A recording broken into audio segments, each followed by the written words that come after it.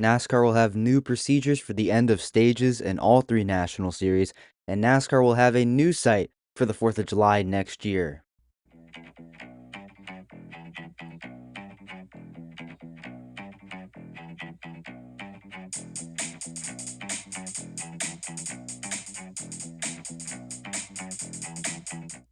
Welcome back to another episode of Talkin NASCAR. I'm your host, Andrew. Hope you're all having a great day. Today, we got some news to cover from the last couple days in the NASCAR world, some driver announcement, some schedule confirmations for the 2027 Cup Series schedule, which we'll talk about coming up very, very soon, and some interesting takes on some certain topics from notable names like Dale Earnhardt Jr.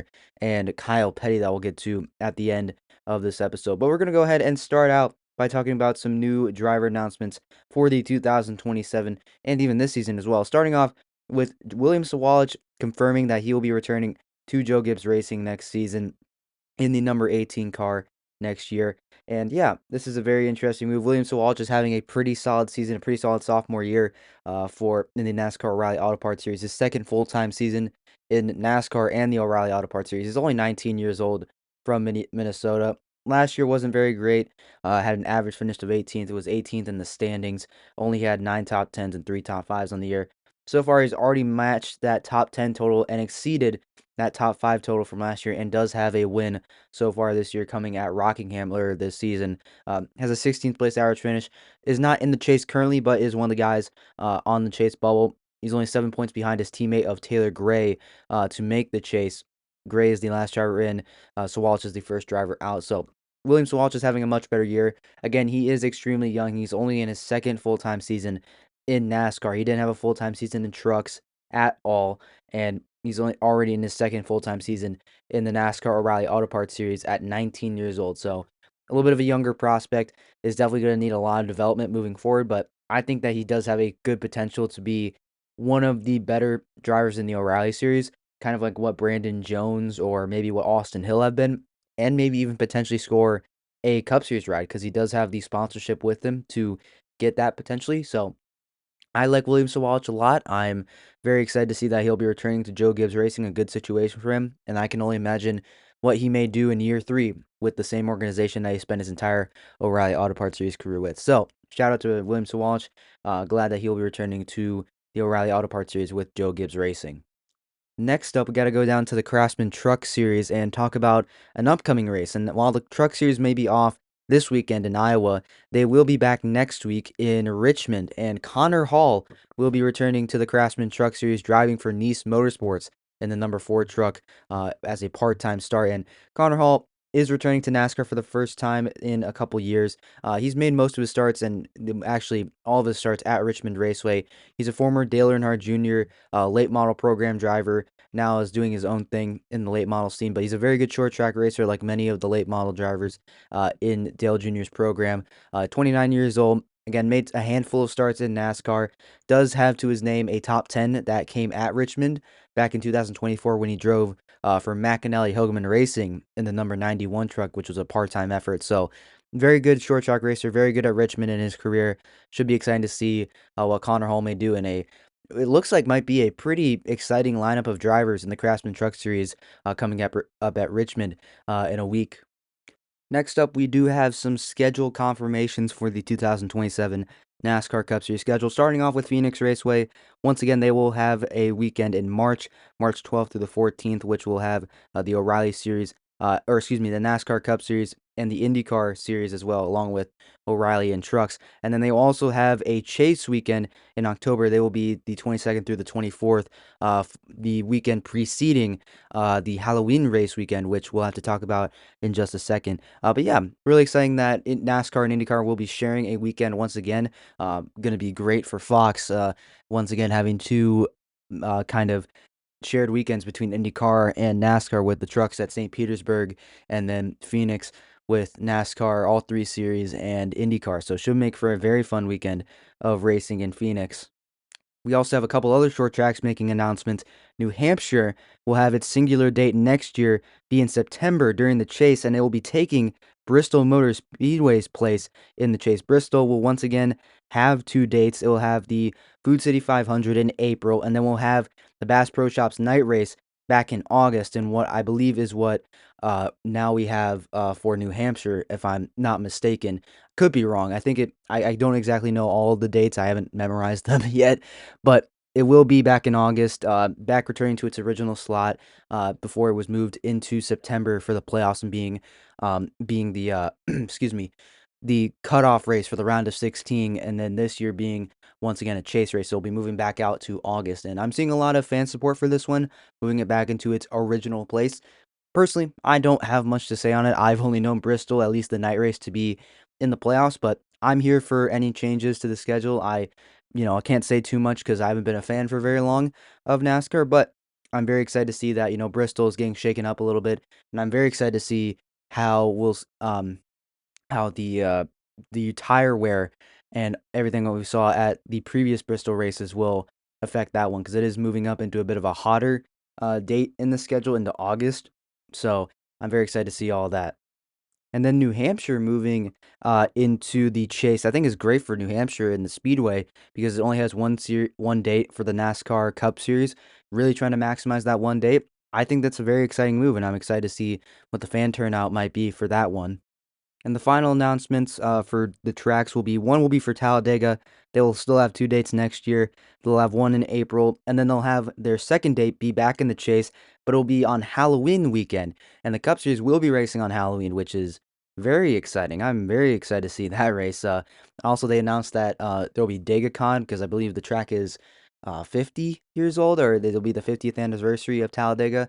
50 or 75, I can't exactly remember. I think it's 75. Maybe. I could be wrong. I'm not exactly sure. It was an announcement that came out a couple days ago, but really cool. I am excited to see what Talladega will look like on Halloween with all the parties and partying that goes along with the Speedway every race weekend they have for the Cup Series. And then Iowa next year for its singular date next year will be moved to the 4th of July weekend, which is exciting. Another track that has one singular date and it's sold out the last times that NASCAR and the Cup Series have been there for 2025 and 24 and 23. So really awesome. They will be repaving the track following this weekend's race at Iowa. So fresh new surface for the Speedway for the 4th of July next year. Sounds all really exciting to me. And I think I think it's Amazon Prime. Yeah, Amazon Prime's going to have a really fun race weekend with that one. Next up, NASCAR officials have announced a new procedure for how stages will end in all three National Series. So Cup, O'Reilly Series, and Truck Series. These will all be in effect beginning at Iowa this weekend. So we will see this in the Cup race and in the NASCAR O'Reilly Auto Parts Series race. So how this procedure will work is that with a caution, a natural caution for like a accident out on track, or I believe an accident out on track, or a debris caution that occurs within the final 10 laps or fewer laps remaining in a stage. That will be the designated end of the stage. It will be deemed complete at the time of the caution, and that same caution period will serve as the stage break. So when the leaders come back around to take the next flag, it will be a green and white checkered flag, and stage points will be awarded to the top 10 in the running order. So this process will be implemented throughout the rest of the 2026 season moving forward. And I think this is a really good move. And we heard last week that NASCAR officials were looking at ways to try to shorten races any way they can or shorten caution periods. And while it's definitely going to be difficult at bigger tracks, and we heard them trying to talk about, moving the choose cone, I think this is a really good solution. Grouping together these caution periods that are so closer together when you're going to get another restart after a caution with 10 laps to go in a stage. I think it's a great idea to just, shorten it into one caution period.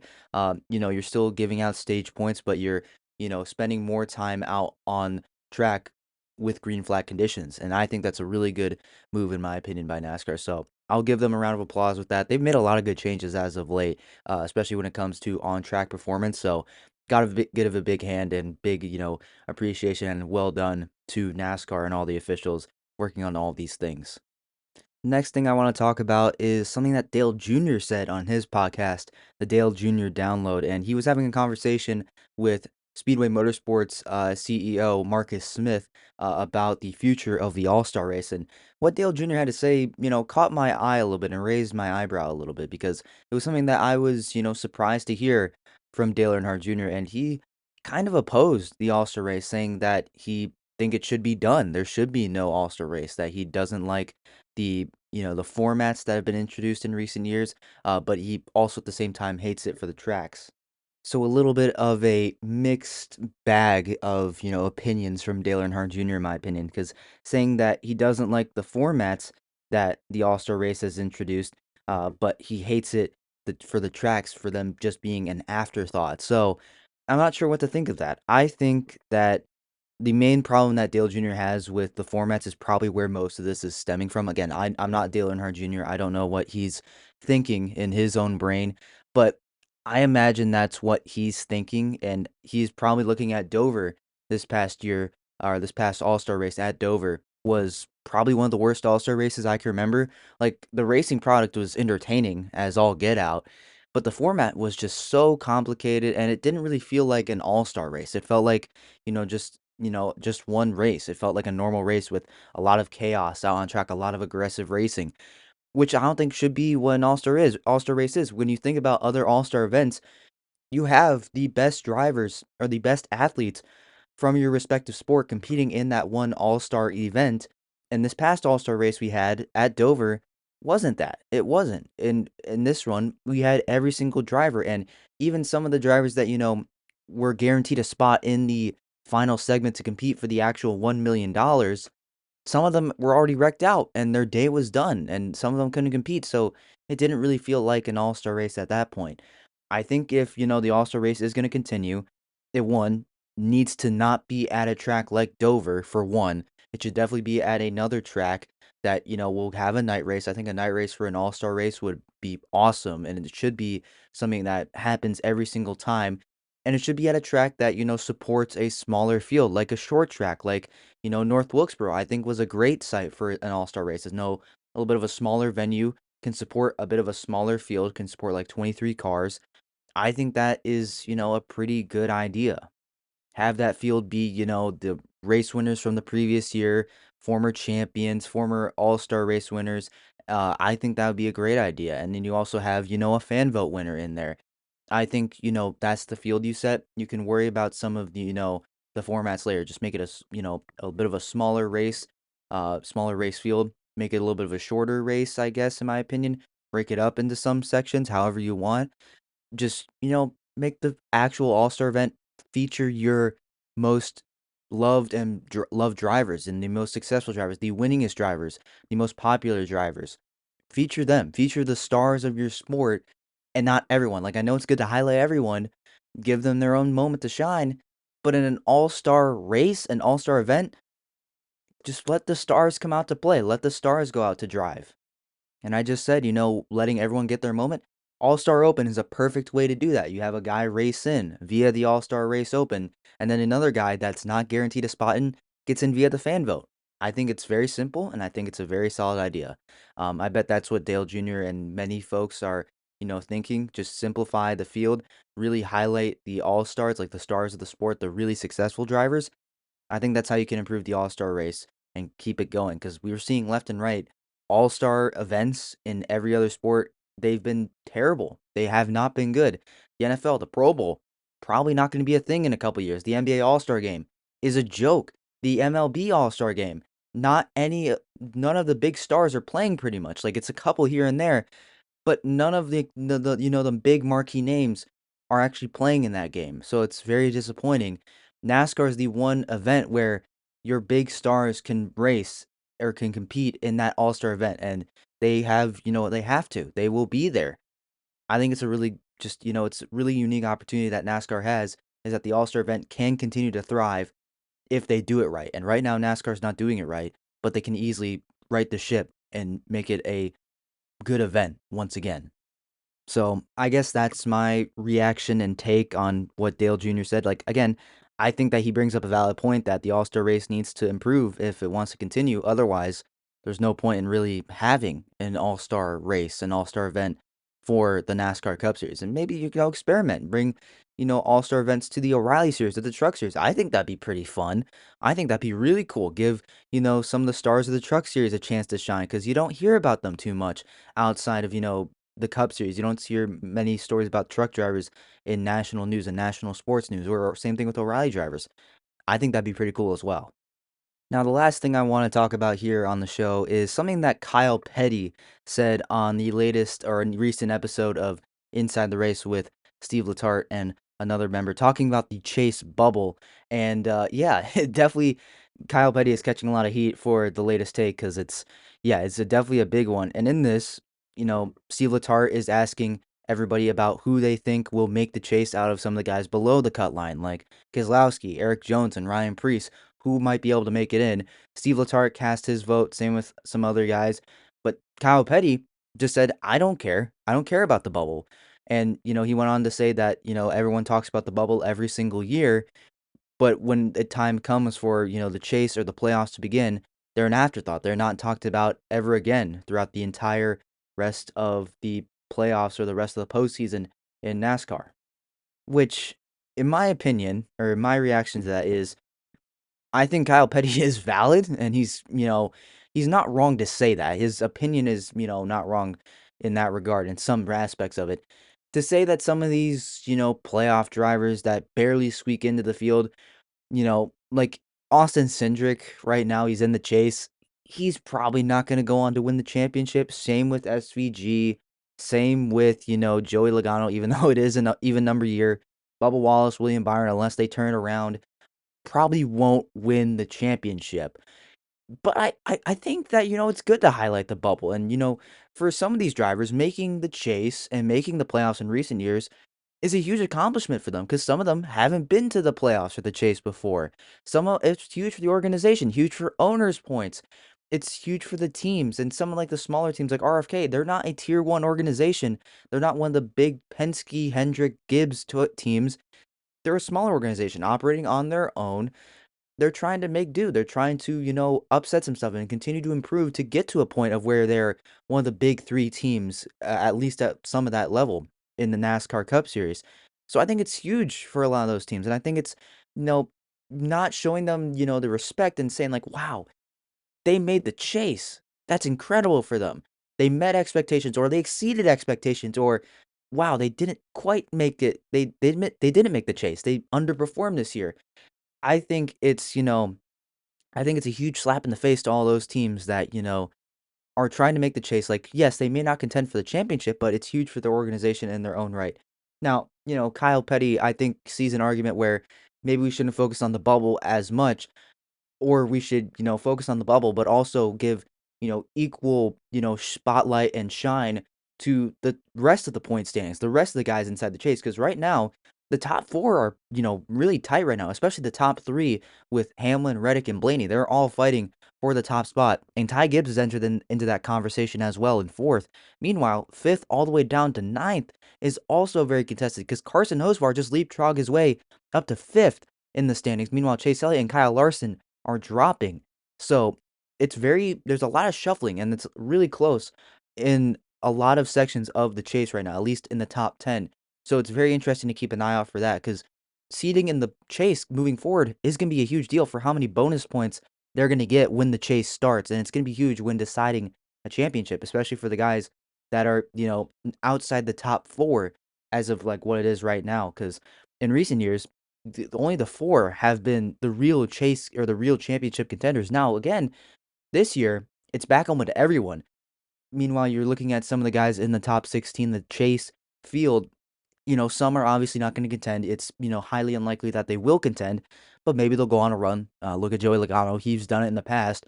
Maybe he could go on a run again, even though he's, not even close to the top four.